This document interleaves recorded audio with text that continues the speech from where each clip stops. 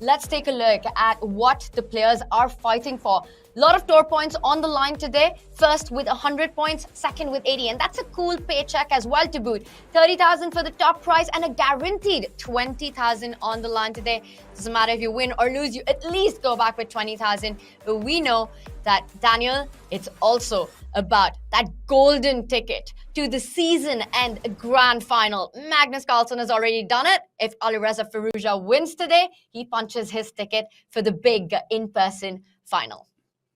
Yeah, for people just arriving and watching the final, if this is the first day of CCT you've been watching, where have you been? Why haven't you canceled all your work meetings and family engagements? But the most important thing to understand, Alireza's coming from the losers bracket, so he needs to beat Magnus in 2 separate matches. The first of them is a best of 4. So first to 2.5 points takes home the cake. If you're Alireza, you're not taking home any cake. You're just forcing a grand finals reset, which will consist of 2 games potentially.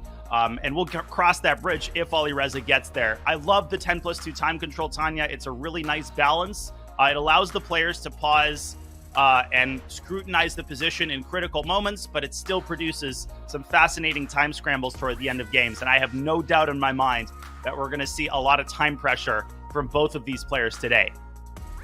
And we've seen that. We often say the clock is the 17th piece in these formats, and it plays a huge role when there are critical decisions to be made. Having those extra seconds on the clock, having the better mouse slips, and we see Alireza and Magnus on the screens ready to go. Daniel, a little smile there by Alireza. He seems like he's in a good mood. What do you think is going on in his mind right now? Well, I'm just trying to figure out how many minutes ago Magnus stepped out of the shower. And, you know, I know that very well from commentary because I like to shower right before the broadcast starts. So you're basically have a towel on your head while you're getting ready for the games to start. That does look like a hotel. That is not the kind of wallpaper I would expect Magnus to have in his own, grand abode. But if you're Alireza Firuja, you're happy to be here. You're happy to be playing from the comfort of your home with very little to lose.